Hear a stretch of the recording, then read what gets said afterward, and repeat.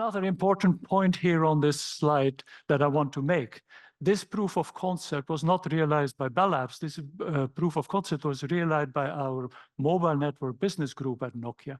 Point being that we have transitions from the exploration research first phase to a more systematic R&D research phase.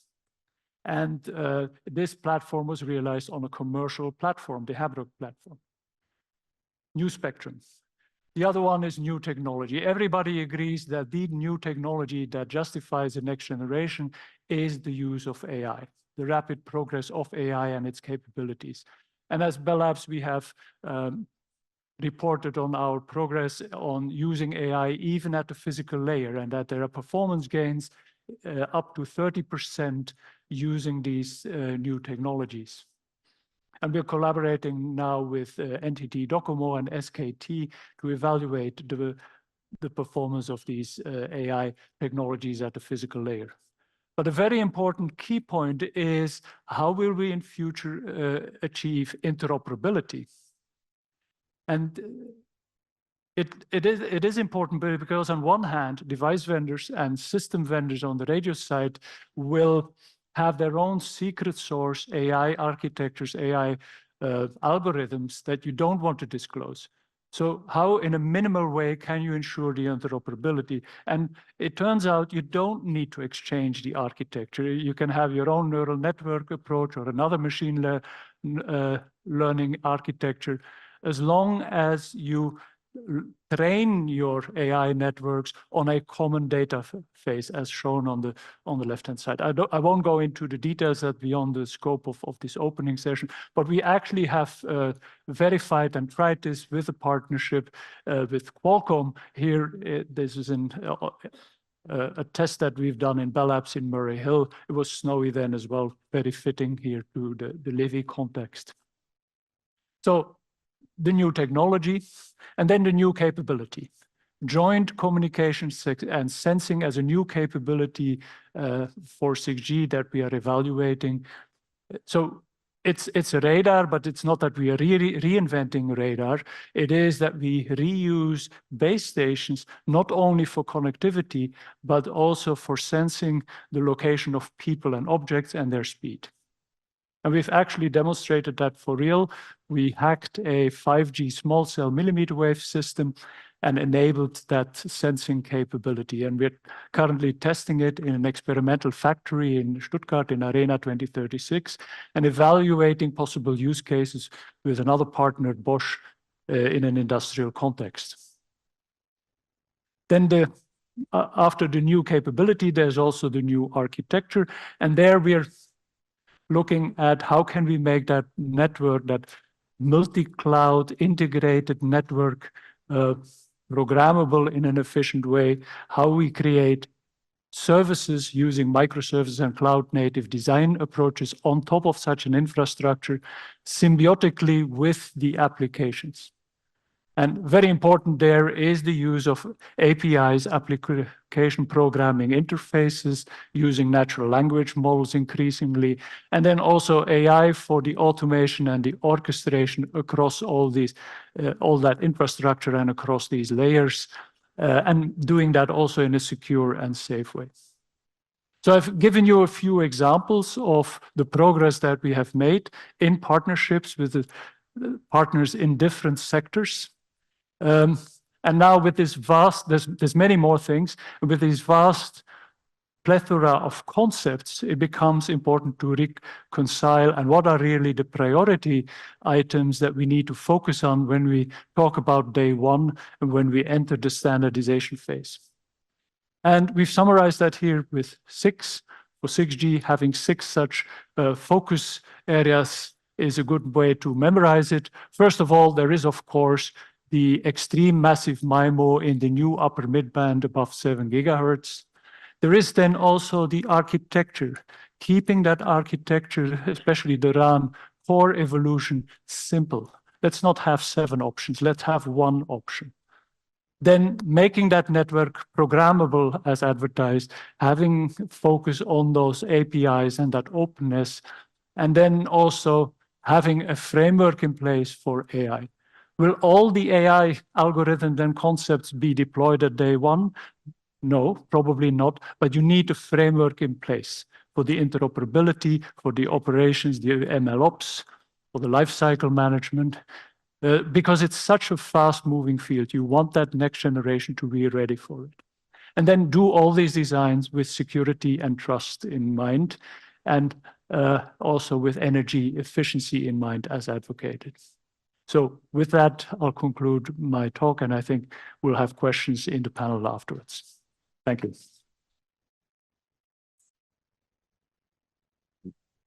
Thank you, Peter. And the third presentation in this keynote session is from Huawei by Egon Schulz.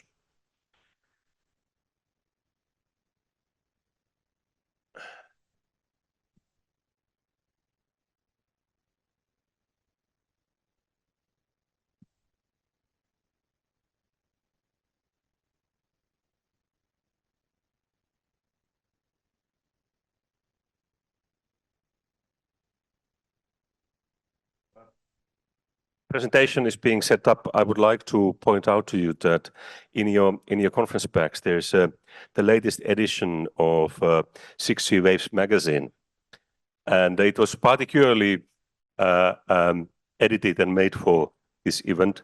So it collects some of the highlights of previous 6G Waves magazines over the years, as well as some new ideas and thoughts from our colleagues.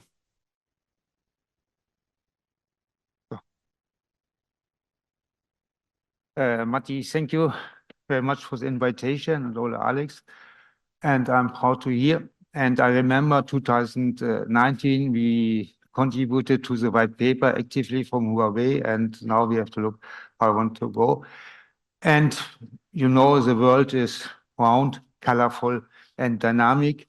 And the dynamic pushed the technology to new innovation. And as you know, every 10 years, the wireless technology will go through a revolution. This means 1G, 2G, that was for voice, 3G, 4G, that was for data, and 5G, that was to connect everything. And now with 6G, we will have new services and new innovation.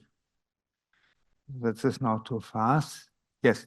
So this 6G, we will have enhanced communication in order to support more services like Emma said, digital world, to support extreme communication and also massive connectivity. That will be enhanced to 5G. And to addition, we will have two new services that will be sensing and also AI, artificial intelligence. In this case, also sensing will help us to improve the artificial intelligence. So this means we will have enhanced communication and plus the beyond communication in 6G. So maybe the key capabilities which we have in 6G is at first the network sensing that will be, it's coming maybe by the radio wave, we will have a reflection and we can make imaging, we can make a network sensing which can help also artificial intelligence as a service for artificial intelligence. Then we will have extremely connectivity. We will have a fiber link capacity very high. Then also we can support Industry 4.0 and beyond in order to support the machine. Sustainability, we already discussed this in order to save money and energy, and also that will help us to change the climate changing. And then the trustworthiness is also very important. In the first presentation, Elisabeth gave a clear concept. Then we have to connect the unconnected people. There exists some investigation to make the non-terrestrial network integrated in the terrestrial network happen. There exists also some trials. And here's also very important how we want to handle the system here. Will we operator by airtime at the satellite, or how they want to do it? But I cannot understand. I will not believe that they will build their own satellite system. And then we have the native AI for the networks. This means that we can improve the wireless communication for AI, or also the network can to build a distributed network for the AI. When for the time being, there is a recommendation from for the IMT 2030, and if you're looking to the small triangle here, we see that is a 5G with enhanced MBB, also with ultra reliability, low latency, and with the massive machine communication. With 6G, we increase it to the massive communication, also to the hyper reliability and low latency communication. And here with the immersive communication with high data rate, new is then the integrated sensing and communication, AI communication, and also ubiquitous connectivity. And if you're looking to the framework recommendation of IMT 2030, then we have new capabilities, which already here in, and then the enhancement of the existing 9 capabilities of IMT 2020. Oh, that's very fast. Okay. So then typical use case are immersive communication. So this means that you can go in a play and you can play with the guys in the systems. Which capabilities do you need here? You need higher data rates. That means up to 1 terabit, high reliability, low latency, and large capacity. Another use case is a higher reliability, low latency communication, maybe in the factory for the collaboration of robotics in order to produce products, or also in the e-health with haptic remote tailor operation. You need here the features also low latency, high reliability, and precise positioning, where we can use the feature sensing and the high connection density. If you're going to the next use case, that is a use case of massive communication in the transport and logistic, where you can use it, and also in the transport, logistic, health, energy, environmental monitoring, and very important is, for example, agriculture, in order to increase the capacity of the food generation. So, and features are high connectivity, density, different data rate, low power consumption, this is important, mobility, and extended coverage. So, and then we come into the integrated sensing and communication. That is a very nice feature. So we have a network of sensors. Each mobile is a sensor. We will have a lot of IoTs, and these will give information based on the electromagnetic wave propagation, and that we can use also for AI in order to increase the capacity of the mobile communication systems. So, and then AI and communication, they will assist, for example, automotive driving, then autonomous collaboration between devices for medical assistance, and IMT 2030 assists collaborative robotics. But here have to look that we should not bring the private data into the global network. So this means we have to develop the model, and then we have to bring all the models together and to make to combine a new model, and then we can have a center of a general model. But this means we have to update it every time. And the point is where you want to have these centers. If you need only one center, or you need a center in each city, and that will produce a lot of cloud and also will produce a lot of optical fiber, which you have to use. And this means you have to look how you can make the AI very efficient in order to reduce the cloud. And if you're looking who are the market leader for cloud, this means we have to look that we have here also a European cloud provider which can deliver all these things in order to make AI happen. So for the AI, we need here, yes, high area for support of high area traffic capacity, low latency, and high reliability. And here's important, if you use AI, we have to look what is the additional requirement for the latency. So and then the ubiquitous communication, which means connect all the unconnected people. So maybe this is also a slogan from Orange. They are very active in the African area, how we can use the for example, the satellites, the non-terrestrial satellite, in order to connect all the people around the world. So now, one success is we have a high network capacity demand, and we have to look that we can go between 6 and 15 gigahertz in order to fulfill the demand of the capacity. And we should look that we get a harmonized worldwide spectrum in this area between 6 and 15 gigahertz, maybe, and then also for the terahertz for sending communication. And then we should look how we can have a spectrum sharing between 5G and 6G in the lower frequency, in the FR1 and also in the FR2 for the millimeter wave. So summary, 6G go beyond enhanced communications. That will be not only a communication system, that will be more a communication, computing and storage system. So this means with the new two services, we bring in new features. Then we should have a smooth integration of 5G. So this means we have to do it very slowly and to make, for example, spectrum sharing between 5G and 6G, native support of I already discussed, and the balance of simplicity, performance, reduce TCO that also we discussed. And we also support a unified and global standard because we need the global standard. If we have no global standard, then we cannot deliver the mass market with low prices. So then the 6G research has a global momentum. It's ongoing. So we have a lot of research activity in the United States, in Asia, and also in Europe. So thank you very much for your attention.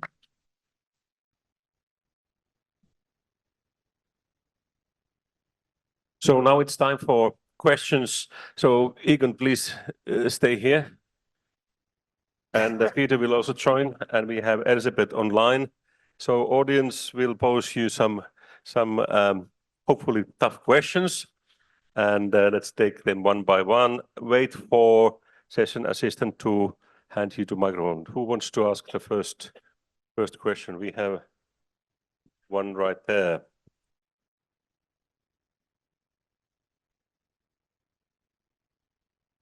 Thanks. Joseph Noel, University of Oslo. Egon, I'd like to get your opinion on what I see as a mismatch between your outer ring on sustainability, connect the unconnected, and all those questions, and the inner ring, which is what I call the technology development. Because for me, there is a mix or a gap in between. So who wants to take this? I think the question was more to Egon than. Yeah, but everyone who develops. Yeah. You have an answer. I don't think there is a disconnect, right? I mean, our technology development is geared to, especially with the focus on 6G, to the energy efficiency. Our technology developments are geared to, but also connecting the unconnected. So NTN we see as an integral part of that future architecture, and it's something that already happens in 5G Advanced. And talking about the unconnected, while I have the airtime, it's not only about developing worlds and rural areas with NTN, but also having affordable technologies for the urban poor areas, for instance. And also that, again, to your question, is part of the technology research that we are doing. So Noel, are you satisfied with this answer? Okay. Maybe 5G was looking towards verticals needs more than global coverage issues to start with. So maybe there is one mismatch. Maybe. Do we have another question? Okay. Colin. Thank you, sir. Colin Wilcock, Chairman of the 6GIA, Vice Chair of the SNS-JU. How can we justify 6G, especially in terms of business case and deployment? Yep. I don't always need to be the first, but I'll take this one first again. And then we should also allow Erszebet online, right, to take that question. But first off, yes, the first justification is the need for more bandwidth. That more bandwidth that I advocated already, factor of 10 at least, more capacity, you need to install new radio systems. And you need to install new radio systems that are significantly more power efficient. I think there already you have a justification. Second, there is a growing digital economy with AI and with cloud. And as I already advocated, the network is an essential pillar, and we should learn from the cloud and AI industry how they are able to make money out of that. And we should create an architecture that also allows us to tap into that value chain more. There's a lot of money out there. We need an architecture that creates the value, but that also allows us to tap into that value thanks to the API approach. Okay. Then I can give also some remarks. I have made research for 2G and development and also standardization and for 3G. And then we developed 4G. And then I had a discussion with some operators. He asked me why we need 1G, 1 gigabit. They said we don't need it. So the justification is we have to push innovation in order to make more business and to connect the people. And now we have this 5G, we can connect everything. We have the message that we can connect everything. And now I said the world is dynamic. We have to push innovation and not to stand still and say that is. And then other people will bypass us and make new systems. So that we have the certification that we have to bring new services to our customer, to the clients, in order that they can develop maybe, I want to say the justification that they can use it. If it's there, then they will use it. If it's not there, then they will not use it. So. Erszebet, do you want to make a comment as well?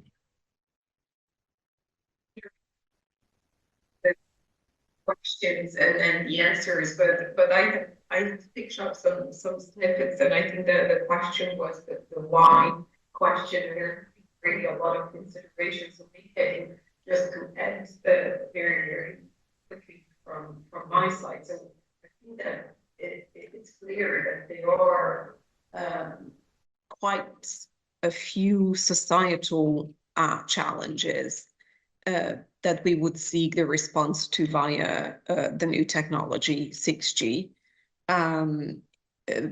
such as ubiquitous coverage to take one.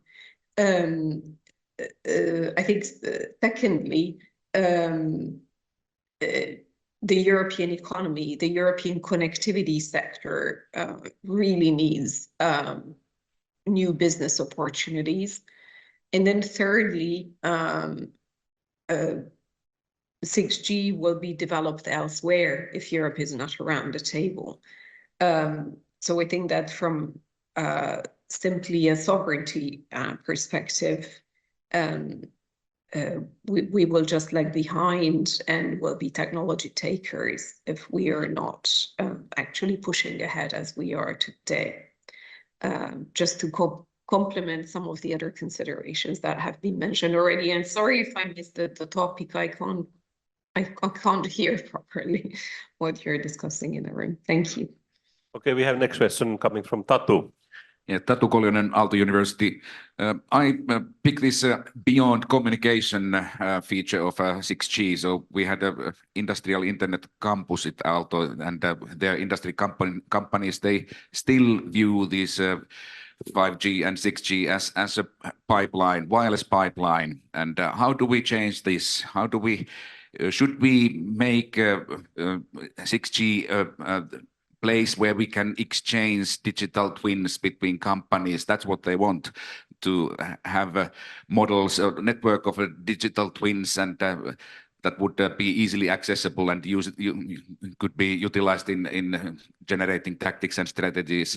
So would that be something that the metaverse and this beyond communication vision would be about, and do we have a relevant research directed to that? And a bonus question, where does the quantum computer reside? Is it in, it will be ready when the standard 6G is running? Where does it reside? Is it in the network or is it in the cloud or somewhere?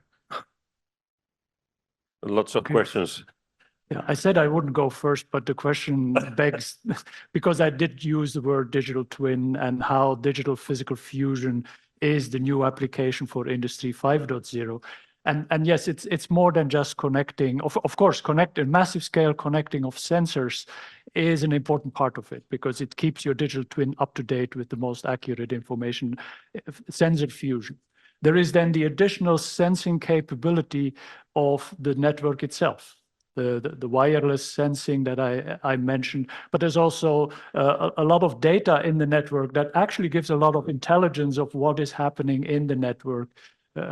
So there's a lot of value in that data that we can expose through the APIs for such things as industrial automation, optimization of processes, for a societal benefit, for instance, also avoiding food waste. On the flight here, I read in the New York Times, there's a lot of food waste causing 8% of the global CO2 output, more than airline and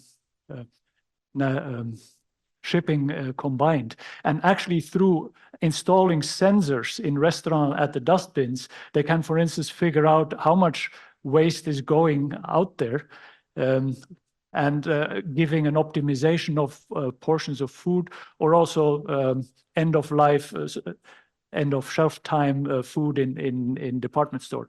Long story to give an example of how through sensors and networks and combining that with AI, you can actually create value and also have a societal benefit and create a business around it at the same time. So I think that is where the 6G network again can play an important role. But how about avoiding this pit pipe development tradition? How to make 6G more than yet another efficient pit pipe? And I guess that's what's about it. So should we have a totally different type of approach, like this metaverse approach, where the application is sharing the application intelligence between different players and operators?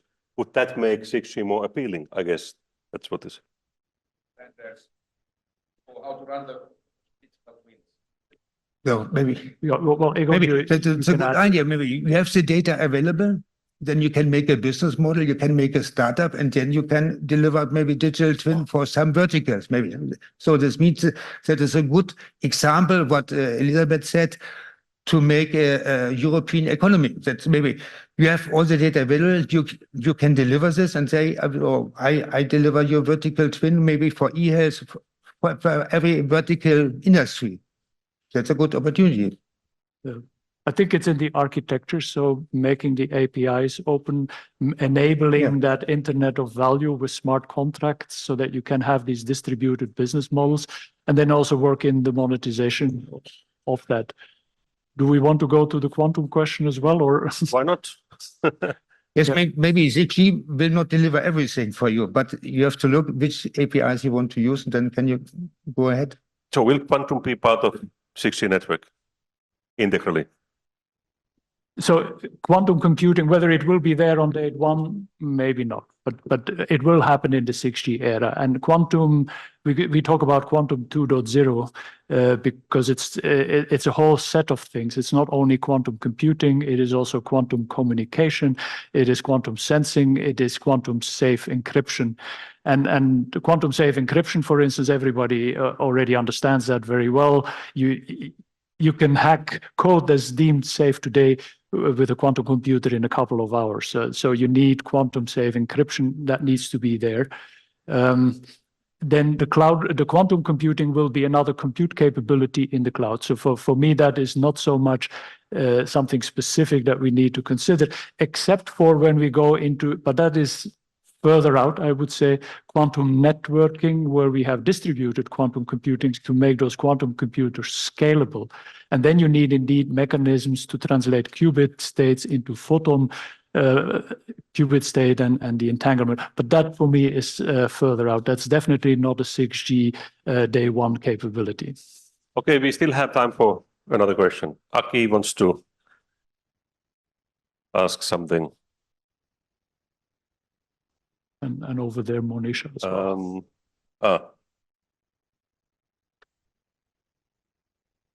Can I ask something before Okay. that? So, Sami Pesonen Go ahead.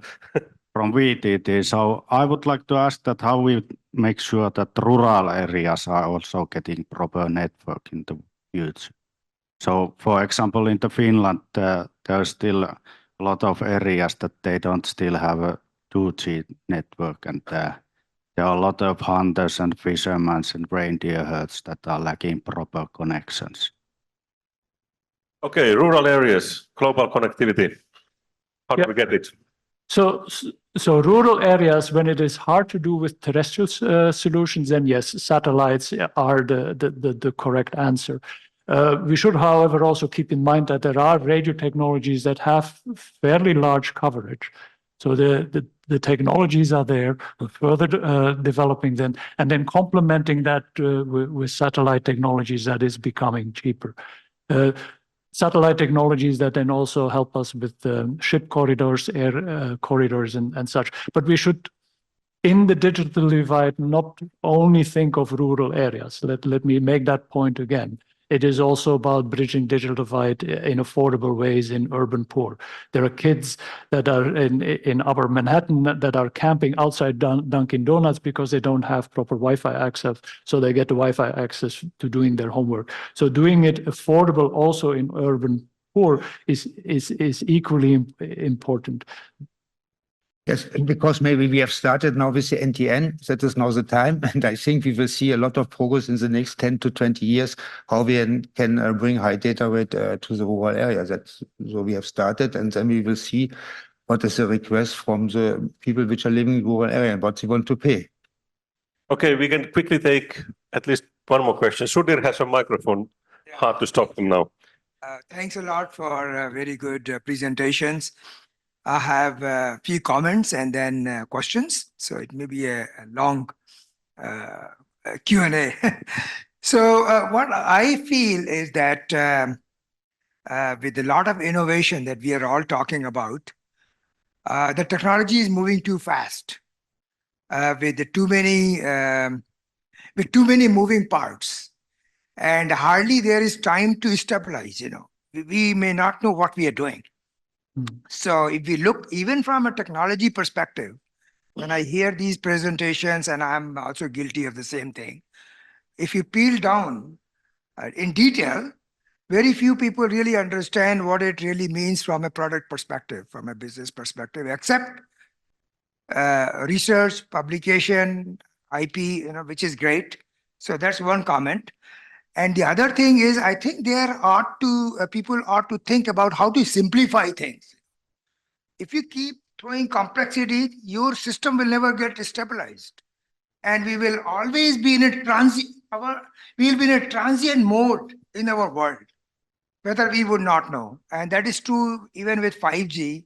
And this was the same thing with 4G, that it never delivered the performance that it promised. It is not doing that in 5G. And we are racing ahead for 6G. It is not to criticize, but that's our job as a researcher. So we need to think from a simplification point of view and allow some time to stabilize. Second comment is in the audience. Maybe the question, we are running out of time. Question, I'm coming to the question. Yeah, 1 minute. The second thing is, the technology is moving too fast, but if you talk to the product people, because I have been on both sides, their progress is always very slow. It takes a lot of time to develop a product, to roll it out in the market, to make the money, and so on and so forth. So there is a chasm here, there is a gap between these two communities, and we hardly see them being present in Do you have the question? And finally, the question I have is, Peter, you referred to architecture. If we don't have an agreed architecture, especially for 6G that we are talking about, it is very hard to put all these dots in place. So my question to you and to you would be, is there an architecture that has been agreed? And what is the progress towards that? Because unless we have that, we'll have too many moving parts, and the progress may be slow. Yeah, very good points, by the way, and I fully agree that, and it is actually a good way of reiterating my last slide. Indeed, we need to get the research and the system product development together and the standardization together. And that's why at Nokia we work hand in glove already today with the business groups and work on the long lead items like the ASICs, and we work hand in glove with our standardization people already today. And we had a sit together, a war room, to define, okay, what do we need to prioritize for day one? And that's what I summarized on the last slide, and you made the point, the architecture is essential there. And we have a view on what that architecture needs to be, and it needs to be simple, to your word. It needs to be simple. So not 7 options, 1 option, please. And furthermore, we need to have a framework in place. Yes, the development is moving slower than what research sometimes imagine, but the reverse is also true. AI has been such a fast-moving field that you need to be ready for such scenarios where you at least have the framework in place. So that is also a day one capability that we absolutely need to drive in the architecture. I can only say from my experience that after 2 or 3 years research, and we working with the development department together in order to see what is possible, which features we can do, and that will go to the standardization. Yes, but for the architecture, for the time being, I have no idea how it looks like the architecture, because we have a lot of things in the cloud and we have to define the interfaces. So I'm not a network architecture guy, but I think that will become very hard, because how looks like AI? That is a module. Will we have an AI specific? Will we have a European AI? Will we have an Asia AI? Will we have a US AI? I don't know. That is also a function, and how you can exchange this. For an operator is in the United States or in South America. I don't know. That is a hard topic, and AI is not easy.